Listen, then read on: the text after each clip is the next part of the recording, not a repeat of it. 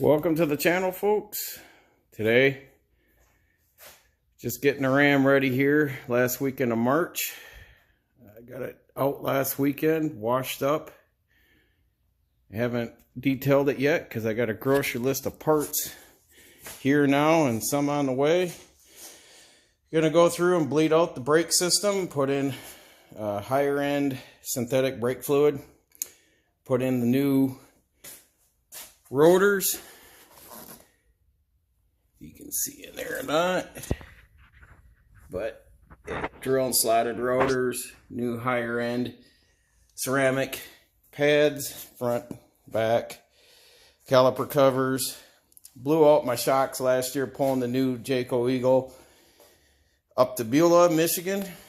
So the ones that came with the 6-inch lift kit, they're gone. Oil was on the ground last fall.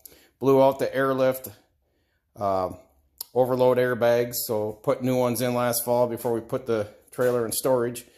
Got these new N3 bigger diameter shocks from Rough Country.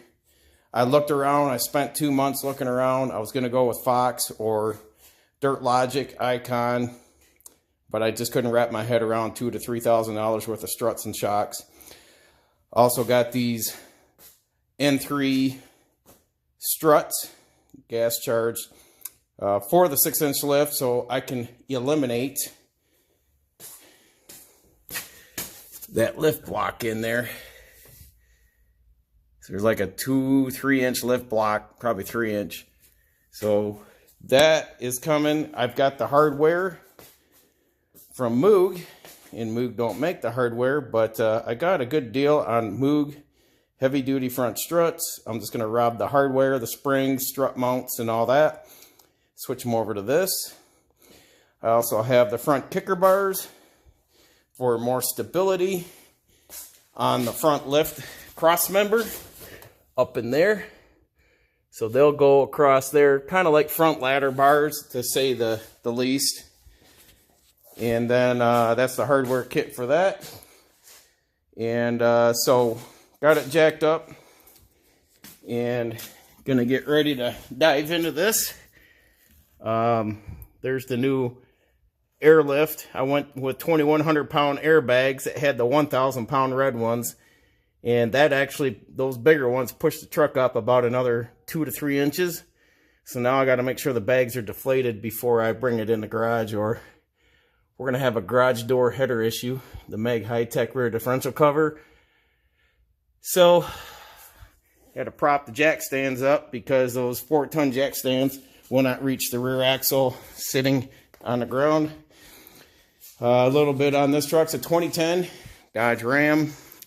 It is a rebuilt salvage title, and the wife and I have slowly been building this, installing the lift kit, and then we added last year, to summarize things you don't see on it right now, which is behind the scenes from last year, we pulled the front and rear axles down, re-geared it. Yukon 456 gears, Eaton Detroit helical locker in the back, Spicer U-joints in the rear shaft. Went with dual Hayden 1-ton transmission coolers in series, so I got dual trans coolers, not just one in the front. Pulled the transmission down, repacked it with blue clutch plates, and custom ordered, had a custom built billet torque converter from Precision, and that was pretty much the price of the transmission itself. But with all that being said, it pulls 10,500 pounds like it's not even there, and it pulls better with better fuel mileage than I was. This is with a 39-foot travel trailer than when I pulled with 355 gears and a 22-foot travel trailer. So transmission runs 160 degrees now compared to 220 on the smaller trailer. So all the upgrades have helped. A lot of people would ask, why are you putting money in a half-ton? And the truck owes me nothing. I bought it for next to nothing with 18,000 miles on it. So why spend $85,000 on a diesel, or a good used one is 35 to 40, and if you want something with over 100,000 miles and don't know where it's been or going, for $20,000. But I need something that's going to go all four corners of the United States. Am I going to travel full time with this truck in my travel trailer around the United States? Absolutely not. But when I get to that point, yeah, I'm going to get a dually. But until that time comes, the next 7 to 8 years is going to have to be this truck, because we're looking to relocate out to either Arizona or deep south in the next 3 years. So this truck is going to get us moved out there. So therefore, the little bit of money I put in each year, it's no great loss. And the truck owes me nothing, and I'll still get another 8 years out of it. She sits in the garage all winter, no Michigan salt, nothing like that. But right now, she's got 56,000 miles on it. I have driven it through one winter. That's why I'm not using the hardware kit on the front struts into these new struts. They've seen salt, and therefore I'll just put new springs and bushings and bearing plate and all that in. Other than that, I'm going to get diving into this. I'll periodically take some footage. I've got to have the wife come out later and help me bleed the brakes. Other than that, I'm trying to get this ready and going. I want to get the front struts done here in the next week when the hardware comes in, because the end of April here, we have to get the trailer home, and I've got things to get done on that. So between now and then, I've got to get this thing clay barred, wheeled, lamb wooled, detailed, and what have you. I also bought some better wax. Got steered in by some gentlemen that know their stuff. Sorry for waving the camera around. But I got this stuff to get going. So I'm looking at some higher end waxes besides your over-the-counter at Walmart or O'Reilly's, Meguiar's, or such. This stuff comes pretty highly recommended. So it's more of a sealant to keep you protected from the UV rays, salt, hard water, and the elements. So therefore, I'm still using Meguiar's. So my fallback is Meguiar's. I only use Meguiar's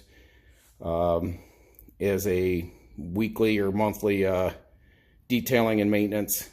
But this, the good stuff, is for the long term. The leather treatment, that's for the wife's car. And take a little peek. I have worked on her car over the winter, and that's why I didn't get to this until the end of March, because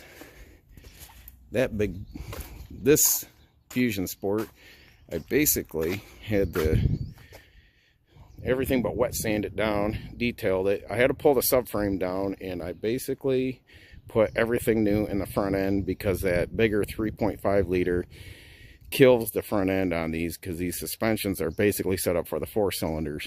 So therefore, all 6 control arms, ball joints, bushings, tie rod ends, struts, you name it, it was gone. So I had to drop the motor and trans down here in the garage. It took me 5 hours, and I replaced everything new in the front end. So her car's good to go. Got the 4-wheel alignment. The only thing I got left is I'm gonna have the wheels. Get a wheel man out here that is mobile. So far, I got a quote of $100 per wheel to refinish them. So factory new, because those have either seen a few curb shots by the wife or me dropping the wheel when I've taken them off to put brakes on. The only thing we've done to that, other than the front end, is higher performance brakes. But that's the other maintenance issue besides the old dirty Ranger over here, which I pretty much have refurbished. That's my beater. That's the dirt hauling, gravel hauling, everything to work on the house. So when I'm not working on these vehicles, I'm basically doing all my building trades and home renovations, vehicle maintenance. People may say, what's your background? I've got various backgrounds, but I've had this for 30 years now.